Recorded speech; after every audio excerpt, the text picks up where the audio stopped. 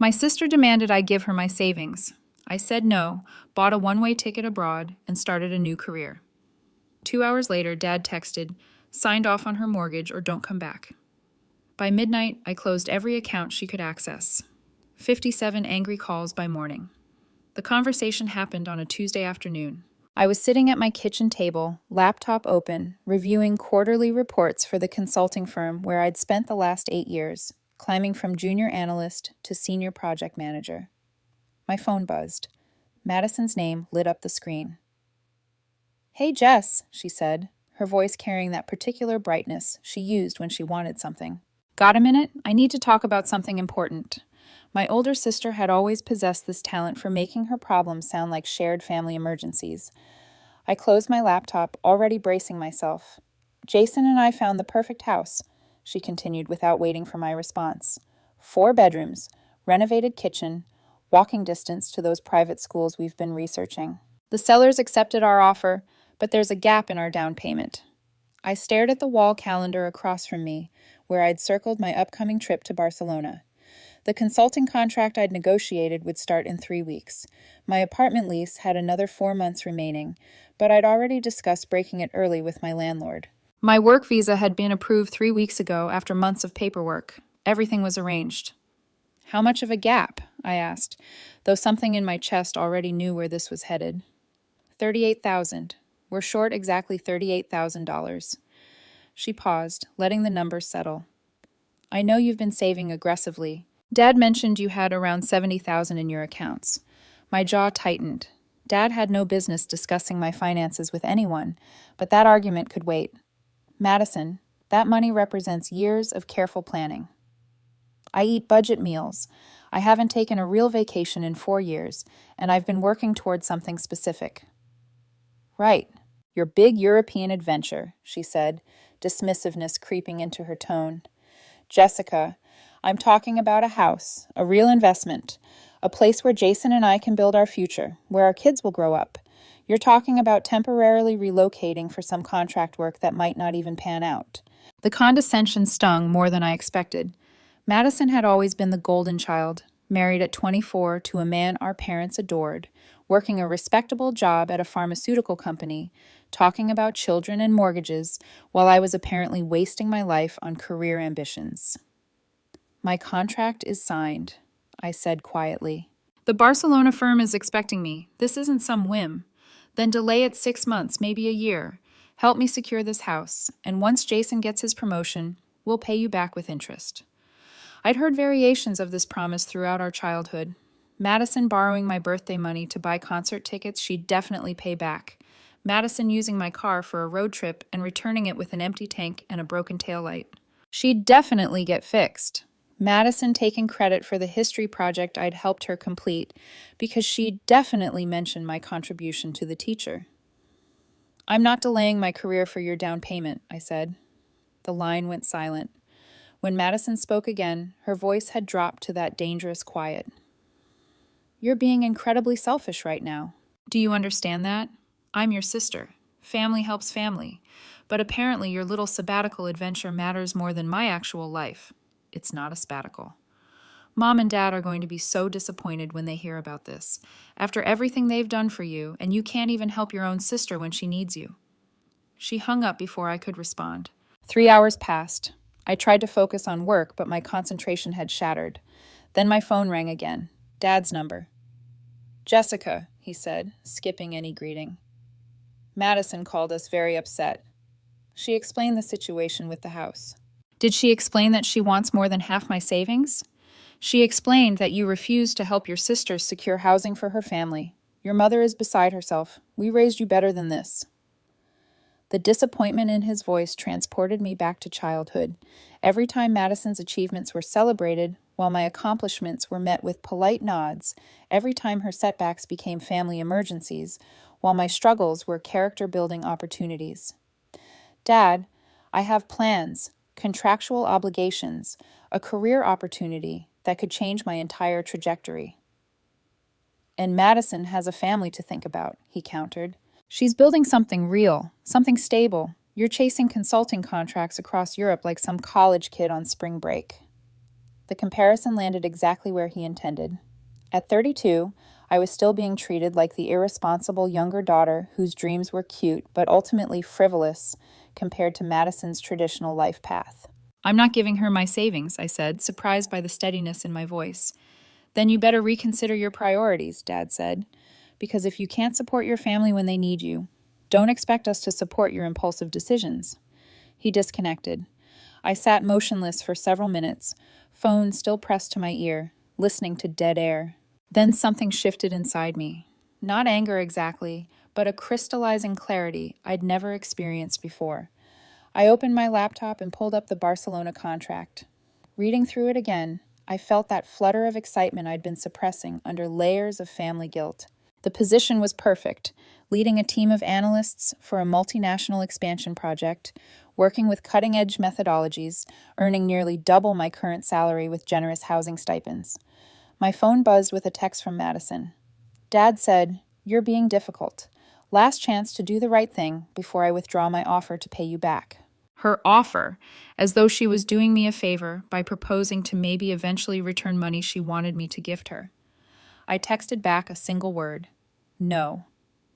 Then I opened my banking app and bought a one-way ticket to Barcelona, departing in 6 days instead of 3 weeks.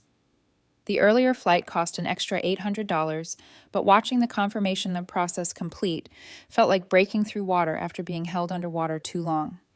My phone rang immediately. "Madison." "What the hell, Jessica? You can't just—" "I can, actually." And I did. I leave in 6 days. "You're making a huge mistake. When this contract falls through and you come crawling back broke and embarrassed, don't expect any of us to bail you out." "I wouldn't dream of it," I said, and ended the call. For 90 minutes. Blessed silence. I started a packing list, researched Barcelona neighborhoods, and emailed my new supervisor to confirm my earlier arrival date. She responded enthusiastically, mentioning they could actually use me for some preliminary work before the official start date. Then Dad texted, "Sign off on Madison's mortgage as a cosigner, or don't bother coming back. Your mother agrees. We stand with your sister." I read it 3 times, each pass revealing new layers of manipulation. They wanted my signature, which meant Madison's finances were worse than she'd admitted, bad enough that she needed a cosigner with my credit score and savings to qualify for the mortgage at all. Co-signing meant liability. If Madison and Jason defaulted, the debt became mine. My credit would crater. My savings could be seized. The Barcelona contract wouldn't matter because I'd be chained to my sister's financial decisions indefinitely. My hands shook as I typed, "I'm not co-signing anything, and if not coming back is the price for living my own life, I'll pay it." His response came instantly. "You're no longer welcome in this family. Don't contact your mother. She's too upset to speak to you anyway."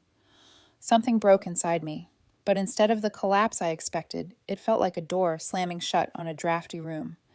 Sudden quiet, sudden warmth. I opened my laptop and began working through a mental checklist I hadn't known I was compiling.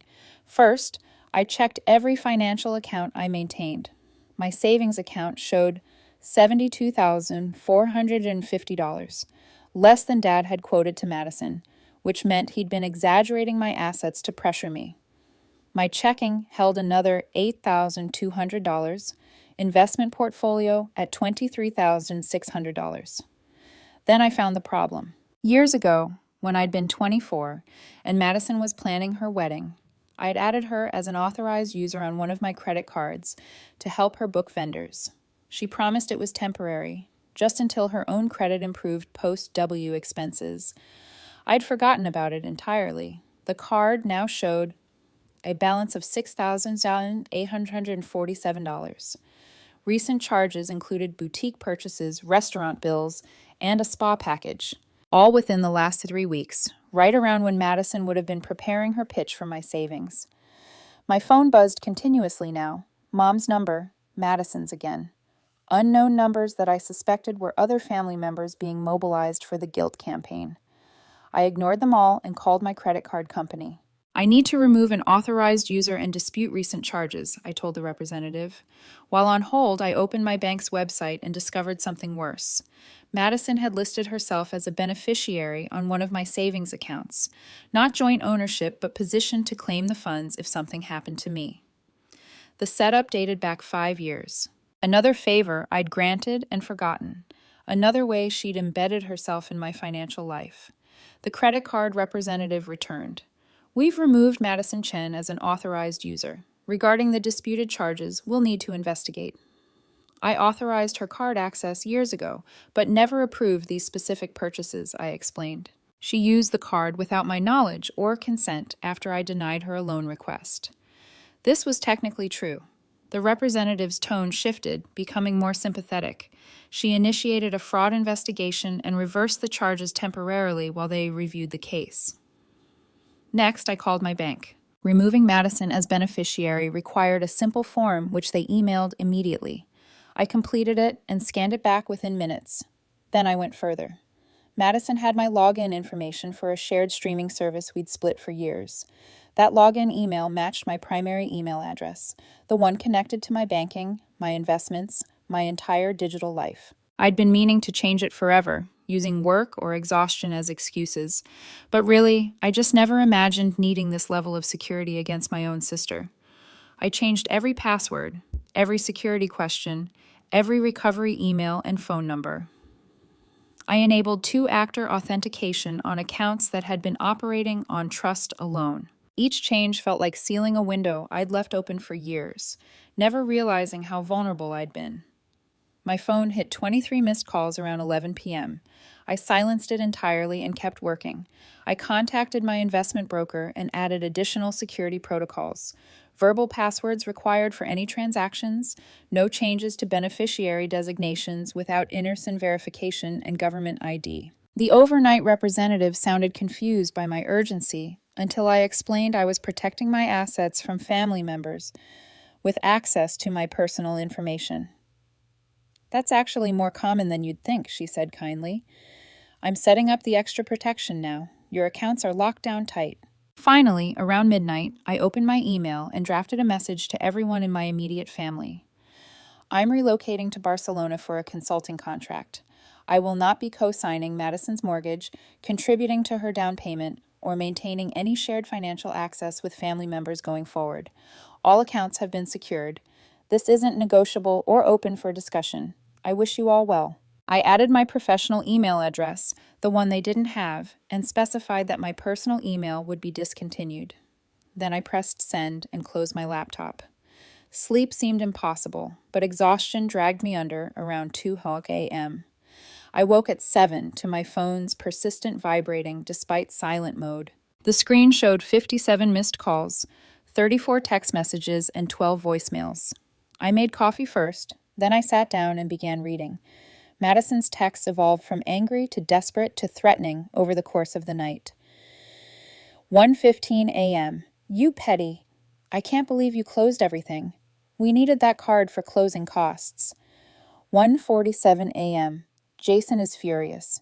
You've ruined everything. The house is going to fall through because of you. 2:23 a.m. Dad's right. You're selfish and immature, and you're going to end up alone with your stupid career. 3:08 a.m. Please, Jessica, please, we're family. I'm begging you to reconsider. 3:45 a.m.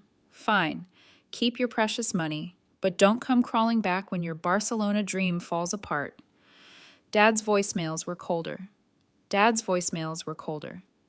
You've made your choice. Don't expect to be invited to family events. Your mother is devastated. I hope whatever you're chasing is worth losing all of us. Mom left one message, her voice thick with tears. I don't understand why you're being so cruel to your sister. She's always looked up to you, and this is how you repay her love. This last one almost broke my resolve. Almost. Then I remembered being 14, working my first job at a frozen yogurt shop, saving for a school trip to Washington, D.C. I kept my cash in a lockbox under my bed. One morning, half of it was gone. Madison had taken it for a concert ticket, and when confronted, Mom had said, "She's your older sister. Sharing is what families do." I'd never made that trip to Washington. The coffee tasted bitter, but I drank it anyway, feeling the caffeine sharpen my thoughts. I had 4 days now before my flight. 4 days to finish severing ties, to prepare for a life where my family's emergencies were no longer my mandatory crisis. Around 9:00 a.m., Madison called from Jason's phone. I answered, curious what new angle she'd attempt. Jessica. Jason's voice, measured and diplomatic. Look, I think things got heated last night. We're all just stressed about the house situation. Can we meet for coffee and talk this through like adults? There's nothing to talk through. My decision is final.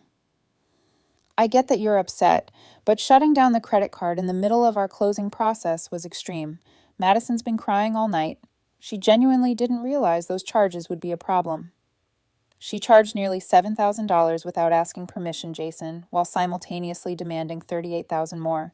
What part of that seems okay to you? His pause stretched long enough that I could hear Madison coaching him in the background, her voice an urgent whisper. She thought the card was still available for family use, he said finally. She was trying to furnish our future home, make it nice for when we have kids. On my credit, with my money. After I explicitly said no to funding your down payment, my voice stayed level, which seemed to unsettle him more than anger would have. Jason, I genuinely hope you two figure out the house situation, but not with my financial backing. You're really going to let your sister lose her dream home over this? Madison is 35 years old with a husband and 2 incomes. If you can't afford this house, buy something less expensive. That's what adults do. I hung up before he could respond. The next 3 days blurred together, packing, forwarding mail, negotiating an early lease termination with my landlord. Mrs. Patterson was surprisingly accommodating when I explained I was leaving for Barcelona 4 months ahead of schedule. She'd lived in Spain for a decade in her 20s and spoke wistfully about Mediterranean sunsets and the freedom of reinvention. You're doing the brave thing, she said, agreeing to a reasonable early termination fee that I could easily afford. Most people spend their whole lives thinking about it. Each evening, my phone's missed call count climbed. Various cousins, family friends, even Madison's college roommate, whom I'd met exactly twice, everyone had been recruited to convince me I was making a terrible mistake, destroying family bonds over money, betraying the sister who'd always been there for me. On the second day, my cousin Derek showed up at my apartment unannounced. I opened the door to find him standing there with coffee and an apologetic expression that immediately put me on guard. Before you slam the door, he said, I'm not here to lecture you. Can I come in for 5 minutes? Against my better judgment, I let him inside.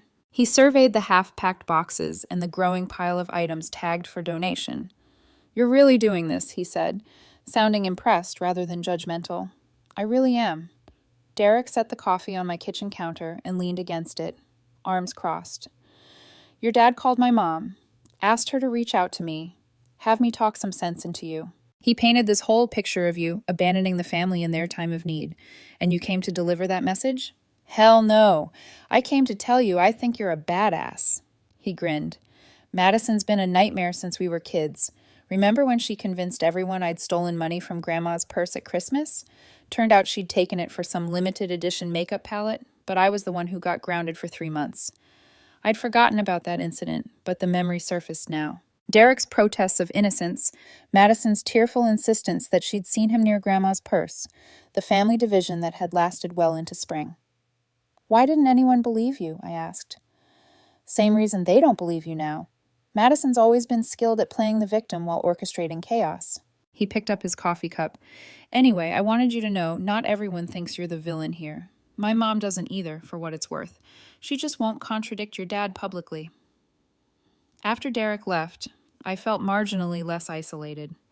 But the calls continued, each one from someone who had accepted Madison's version of events without question, who couldn't fathom that the quiet, responsible younger sister might have legitimate grievances. My former college roommate, Vanessa, called that evening. Unlike the others, she opened with, "Tell me your side." So I did. I explained the years of small borrowings that became large debts, the expectation that my success existed to subsidize Madison's lifestyle, the credit card charges and the co-signing demand, and the ultimatum from my parents. Jesus, Vanessa said when I finished, and they're making you out to be the monster. Pretty much. Jessica, I've known you for 12 years. You're the person who budget planned for 6 months before buying a new laptop. The idea that you'd refuse to help family over petty selfishness is insane. She paused. For whatever it's worth, I think you're making the right choice, and I'm jealous as hell that you have the courage to actually do it. We talked for another hour about Barcelona, about the contract, about the life I was building toward. By the time we hung up, Some of the doubt that had been accumulating had dissolved. The third day brought an unexpected visitor, Jason's older brother, Marcus, whom I'd met perhaps 3 times at family events. He caught me in the parking garage as I was loading boxes into a friend's truck for storage. "Jessica, wait!" he called, jogging toward me. I turned, wary. Marcus had always seemed decent, but family loyalty ran deep. "Look, I'm supposed to be here convincing you to reconsider," he said, slightly out of breath. "Jason asked me to talk to you, appeal to your sense of family responsibility, all that, but—" He hesitated. "But I've been watching my brother and your sister's financial train wreck for 2 years now, and I told him months ago they couldn't afford the house they were pursuing." Marcus shook his head. "They ignored every piece of practical advice I gave them. Jason's been living beyond his means since college, and Madison enables it while making it worse with her own spending." This was news to me. I'd assumed Jason was the stable one, the responsible husband grounding Madison's impulsiveness. "Their credit is terrible," Marcus continued. "They've maxed out multiple cards. They're barely making minimum payments. And somehow they convinced themselves that a massive mortgage was the solution. When Jason told me they'd lined you up as a cosigner, I warned him you'd be insane to agree." He didn't mention that. "Of course not, because I also told him that if they defaulted, they'd destroy your credit and probably your career prospects." He met my eyes directly. "You dodging this bullet is the smartest thing you could have done. I'm here to tell you that, not to guilt trip you." After Marcus left, I sat in my nearly empty apartment, feeling vindicated but also unsettled. How many other family members privately agreed with me, but publicly supported Madison out of obligation or fear of conflict? That night, I received an email from Madison herself. No subject line, just several paragraphs of raw emotion. "Jessica, I've spent the last 3 days trying to understand how you could be so cruel. We're sisters. We shared a childhood, shared parents, shared everything. And the first time I ask you for real help, you turn your back on me. Do you remember when you were 16 and you wanted to go to that art program in Rhode Island? Mom and Dad said it was too expensive, but I used my graduation money to help pay for it. I sacrificed for you. I've always sacrificed for you. Now I'm asking for the same support, and you're acting like I'm some stranger trying to scam you. The credit card charges, I was furnishing our house. A place where you'd have been welcome any time, where your future nieces and nephews would have grown up knowing their aunt. But instead, you've chosen a job over family. You've chosen money over love. And when you're sitting alone in some foreign country with nobody who actually cares about you, remember that you made this choice." I read it through twice, then opened my documents folder and found the art program information from 16 years ago. It took some searching, but I eventually located the financial records my parents had kept. The program had cost $3,000. I'd earned $1,800 from my yogurt shop job. Mom and Dad had contributed $800. The final $400 had come from our grandmother, not Madison. Madison's graduation money had gone toward a car, a detail I remembered clearly, because she'd driven it to my high school graduation and accidentally scraped the bumper, which I'd felt guilty about for years, even though I hadn't been driving. She'd rewritten history so thoroughly that she might have actually believed her version. Or maybe she'd always known the truth and counted on me not checking. I didn't respond to her email. There was nothing to say to someone who would lie that egregiously and expect to go unchallenged. The morning of my departure, I woke at 4:00 a.m., too restless to sleep. I made coffee and stood by my apartment window, watching Philadelphia's pre-dawn streets, wondering if I'd feel nostalgic later for this view, this city, this life I was abandoning. I didn't feel nostalgic, I felt free. My phone buzzed with a text from my mother. "Please don't go. We can work this out. Family is everything." I stared at that message for a long time. Family is everything. The phrase that had governed my entire existence, that had been wielded like a weapon every time I considered prioritizing myself. But family wasn't everything. Some families were toxic. Some families demanded you set yourself on fire to provide them warmth. Some families loved you conditionally, only when you were useful, compliant, willing to sacrifice your dreams for their comfort. I typed back, "Families should want what's best for each other. This is what's best for me." Then I silenced my phone, gathered my luggage, and headed for the airport. Except Madison had never been there for me. Not when I'd worked 3 part-time jobs to avoid student loans while she partied through undergrad on mom and dad's dime. Not when I'd spent my 27th birthday alone in a hospital waiting room during an appendectomy because she'd been too busy with wedding dress shopping. Not when I'd been passed over for promotion last year and she'd responded with, "Well, maybe if you were more of a team player like Jason." The realizations kept coming, each one a small earthquake, rearranging my internal landscape. The night before my flight, I allowed myself one moment of doubt. I sat in my empty apartment, surrounded by suitcases and boxes designated for storage, and considered calling Madison, apologizing, finding some compromise that would restore the family peace. Then my phone rang. Unknown number. Against my better judgment, I answered. "Jessica, this is Aunt Carol, my mother's older sister, a woman I'd always respected for her directness." "Hi, Aunt Carol. I'm calling because your mother asked me to, but not for the reason she thinks." Carol's voice carried a wry amusement. "She wanted me to convince you to help Madison with this house purchase. Instead, I'm calling to tell you congratulations on your new job and to ask if you need anything before you leave." The kindness caught me completely off guard. My throat tightened. "Thank you," I managed. "Your mother means well, but she's always enabled Madison's entitlement. Your father, too. They've spent 3 decades treating you like the responsible one who doesn't need support because you're so capable. While Madison gets rescued from every consequence." She paused. "I watched you grow up apologizing for taking up space while your sister demanded the spotlight. If you don't leave now, you'll still be apologizing at 50. Tears spilled over before I could stop them. "I'm scared," I admitted. "What if they're right? What if I regret this?" "Then you regret it in Barcelona with an international career and your savings intact," Carol said firmly. "Much better than regretting it in Philadelphia, broke and resentful, wondering what you could have become." We talked for another hour. She told me stories I'd never heard about my mother and Madison's relationship, patterns that had apparently been replicating themselves across generations. By the time we hung up, something had settled in my chest. Not certainty exactly, but the absence of that desperate need for family approval that had governed my decisions for 3 decades.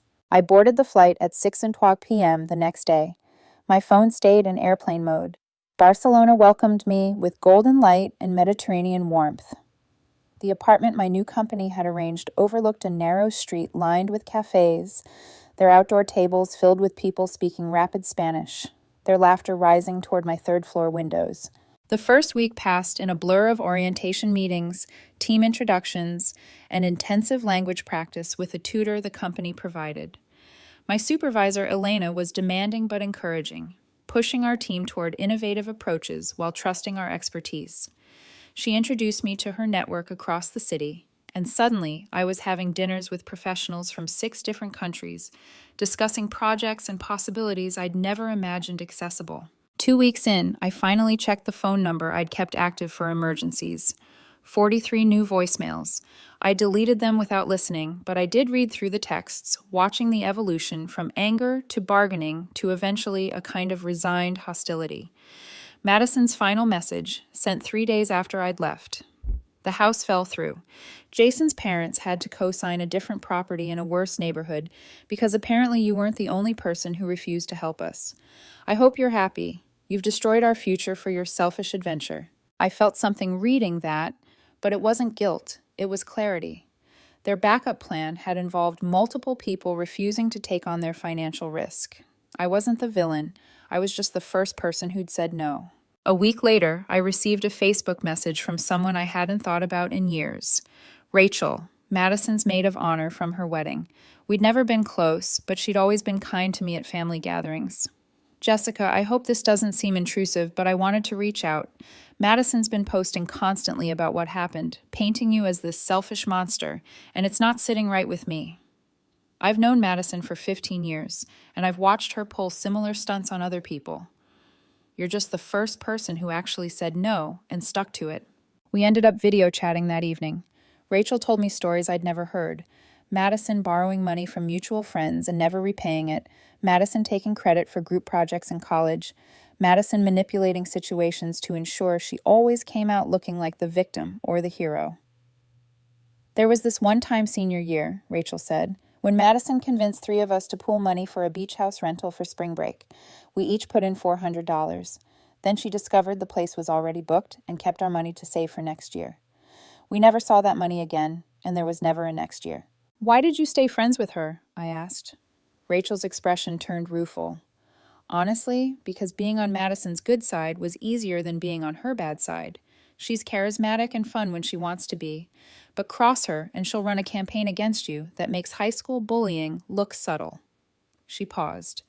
I'm not proud of that, but watching what she's doing to you now, how she's mobilized your whole family against you, it's finally made me see how toxic that friendship was. I've been slowly distancing myself. That conversation shifted something in me. I'd spent weeks second-guessing myself, wondering if I'd overreacted, if maybe I should have found some compromise, but Rachel's perspective confirmed what I'd suspected. Madison's behavior wasn't about me specifically. It was a pattern, and I was just the first person in our family brave enough to break it. The work in Barcelona intensified as I moved past orientation into actual project management. Our team was developing a supply chain optimization model for a client, expanding into Eastern European markets, and the complexity was exhilarating. Elena pushed us hard, but celebrated our wins enthusiastically, and I found myself working longer hours than I ever had in Philadelphia while feeling energized rather than drained. 3 weeks into the project, Elena pulled me aside after a successful presentation to the client. Jessica, you have exceptional instincts for this work, she said. The way you identified those bottlenecks in the distribution network, the client specifically mentioned how impressed they were. Thank you. It's a fascinating project. I want to be transparent with you about something, Elena continued. When we hired you, we saw your resume and were confident in your technical skills, but we'd had challenges with some American hires adjusting to the international environment, the cultural differences, the ambiguity. I had concerns about whether you'd thrive here. My stomach tightened slightly. And now? Now I'm wondering if you'd consider extending your contract beyond the initial term. We have projects lined up in Amsterdam, Prague, and potentially Singapore.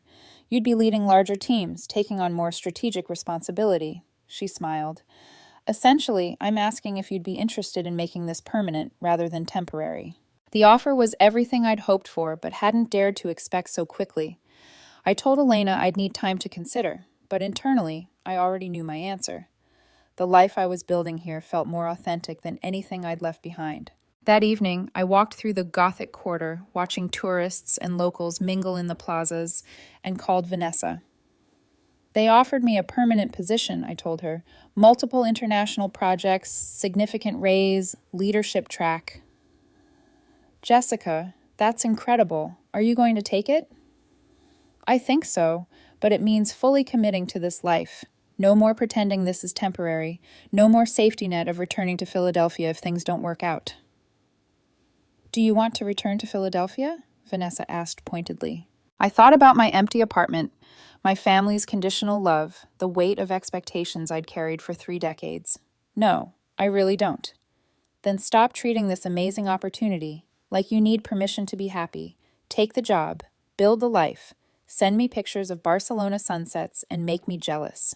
I accepted Elena's offer the next day. Signing the contract felt like the moment on the airplane when the wheels leave the runway, that instant of committed flight where turning back becomes impossible. My new permanent status required paperwork, visa extensions, setting up a local bank account, finding a long-term apartment. Each administrative task felt like putting down roots, anchoring myself to this new reality. I spent weekends apartment hunting, eventually finding a place near Park de la Ciudadela with tall windows and a tiny balcony where I could drink morning coffee and watch the neighborhood wake up. The day I signed the lease, I took a photo of the empty living room, sunlight streaming across hardwood floors, and posted it to social media with a simple caption, "Home."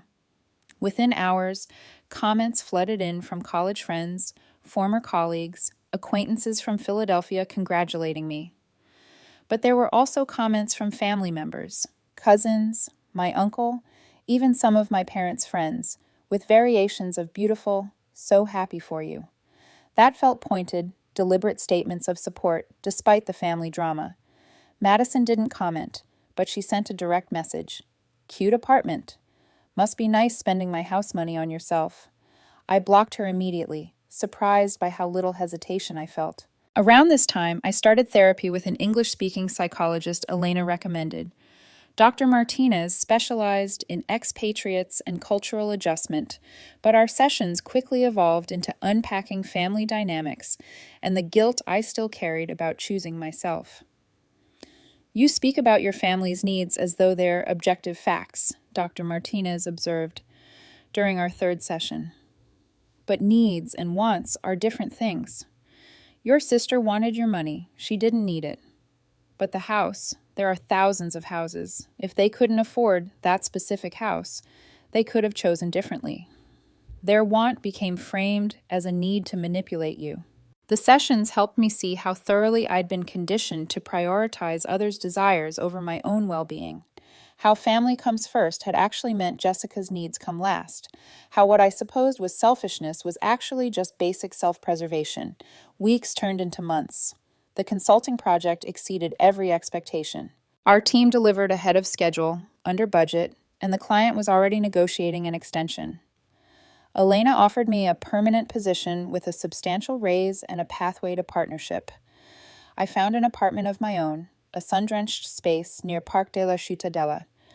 I learned Spanish with increasing fluency, made friends with colleagues and neighbors, spent weekends exploring the Catalonian countryside. I dated casually, nothing serious, but discovered what it felt like to have conversations where my career ambitions were admired instead of tolerated.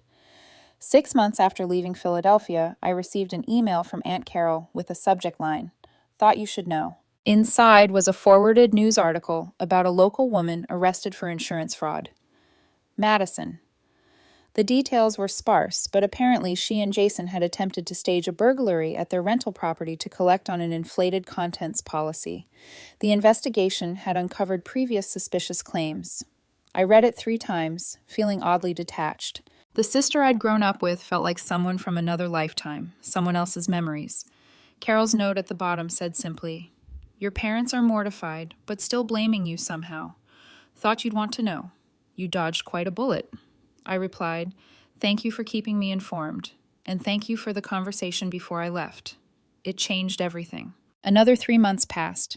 Christmas approached, my first completely alone, and I discovered I felt excited rather than melancholy. I'd been invited to 7 different celebrations by various friends and colleagues. I chose a dinner hosted by Elena and her wife, where we ate too much and laughed until midnight, and I felt more at home than I had in decades of obligatory family gatherings. My phone rang while I was walking home through festive streets, my breath visible in the unusual cold.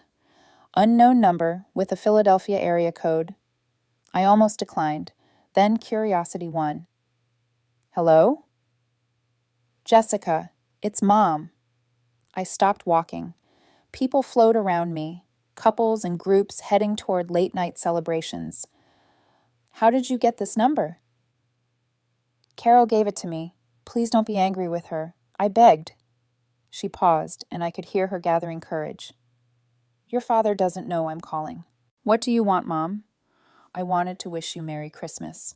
Her voice cracked. "And I wanted to apologize. For all of it. For taking Madison's side without hearing yours. For treating your ambitions like hobbies while elevating hers. For raising you to believe you were selfish if you weren't sacrificing everything for family." I stood there, phone pressed to my ear, struggling to process. "What changed?" I asked finally. "Madison's legal troubles forced me to see things clearly," she said. "The fraud, the lies to the insurance company, the financial mess she and Jason created, all of it looked so familiar because I'd watched her manipulate and scheme her whole life. But I called it ambition. I called it needing support." She inhaled shakily. "And I called you selfish for refusing to enable it. Dad still disagrees. Your father is stubborn, but he's also started asking questions about where we went wrong with Madison. He won't admit it to you, probably not for years, but he knows." A long pause. "You were right to leave, Jessica. You were right about everything." "Right." We talked for an hour.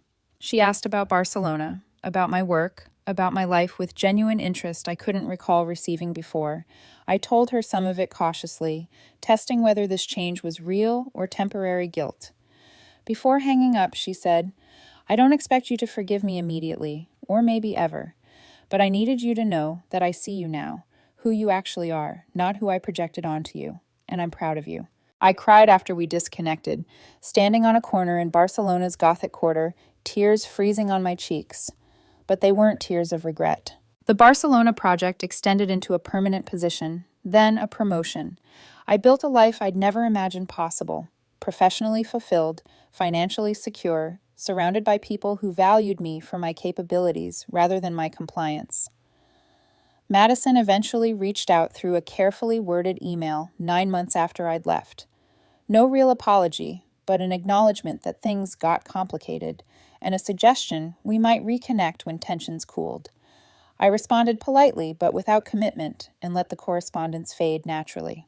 Dad never called. That hurt sometimes, in quiet moments. But the pain was clean. Not the infected wound of ongoing manipulation, but the healthy ache of a cut that's healing properly. A year and a half after leaving Philadelphia, I stood in my Barcelona apartment reviewing a proposal for a project in Singapore. My team was being invited to consult on an international expansion even larger than the one that had brought me here. 2 years minimum commitment. Extraordinary compensation. My phone sat silent on the counter, no missed calls from family demanding my time, my money, my acquiescence. No guilt about choosing my path. I accepted the Singapore offer that evening, then called Aunt Carol to share the news. "You sound happy," she said. "I am, actually, genuinely happy." "Your mother will be pleased to hear that. She asks about you constantly." "Tell her I'm thriving. Tell her I'm exactly where I'm supposed to be." Because I was. The girl who'd have sacrificed everything to keep family peace no longer existed. In her place was a woman who'd learned that the most loving thing you can do for yourself is refuse to set yourself on fire to keep others warm. The angry calls had stopped by morning, eventually replaced by this, the quiet satisfaction of a life built on my own terms, in a city that felt more like home than anywhere I'd been before, with a future limited only by my own ambition rather than someone else's demands. Madison got her house eventually, something smaller and more affordable, funded by Jason's parents under strict conditions.